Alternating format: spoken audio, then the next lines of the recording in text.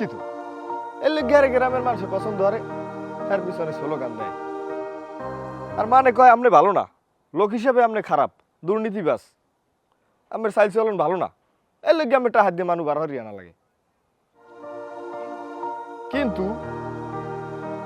রাসেল ভাইরে যদি এলাকাবাসীর সঙ্গে খারাপ বানানো যায় তাহলে মনে করেন আমার পথ ক্লিয়ার।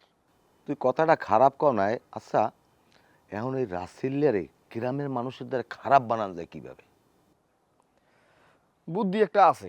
কি বুদ্ধি? আব্বা আপনি যদি কিছু মনে না করেন তাহলে আপনার মুই ধরিয়ে কতক্ষণ হনে পিড়েই। এ হালা বলা, তুই এটা কেমন কথা কই? আমি তোর জন্মদাতা বাপ, এই বাপের তুই পিটাবি? এটা কি ভালো কথা কইতো? কথাটা তো মুরত তোমায় কইতেই দিলেন না, পুরো কথাটা শুনবেন না? তা কি ক?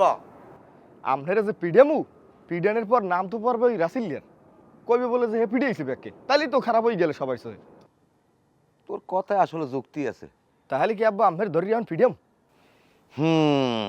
ক্ষমতার জন্য মানুষ তো কত কিছুই করে। আমি নাইলে একটু পিডানি খামু, তুই একটা কাজ কর, বড় দেখে একটা লাড়ি লইয়া। আচ্ছা আব্বা।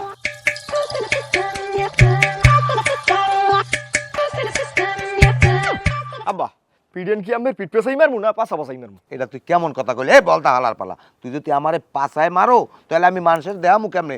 আমি কি পাছা দেহাম মানুষের যে রাসেল্লি আমার পাছা পাছায় পিটাইছে? এমন জায়গায় মারতে হইবে যেন সবাই দেয়াইতে পারি। ও আব্বা হলে বুঝছি, বিসমিল্লাহ। ওরে বাবা রে, ওরে বাবা, তুই কামনা করলি কি পাটা হালার পালা, তুই আমার মাথা পাছাইয়া পারলি। এইরকম কেডা পিডাইছে আব্বারে? আব্বার দোষটা কি? পাগলা কুত্তারেও তো এইরকম পিডাই না, আব্বারে যেরকম পিডাইছে। আব্বা এই গ্রামের মানের ভালো চায়, মানুষের সেবা করতে চায়, এই গ্রামের উন্নয়ন চায়, এটাই কি আব্বার দোষ?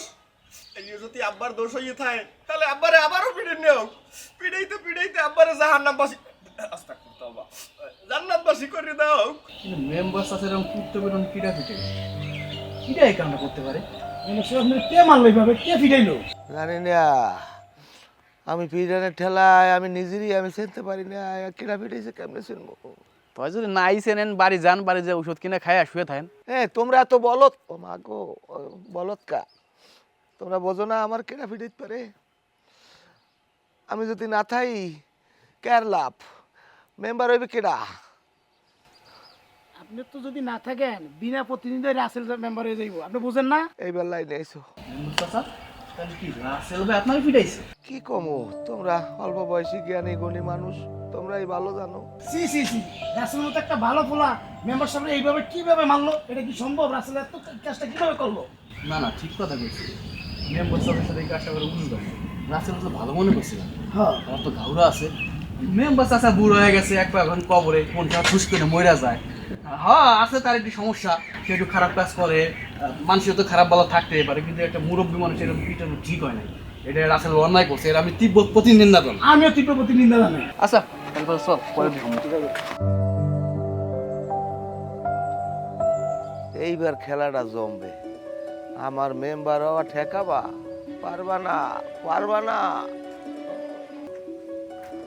রাসেল ভাই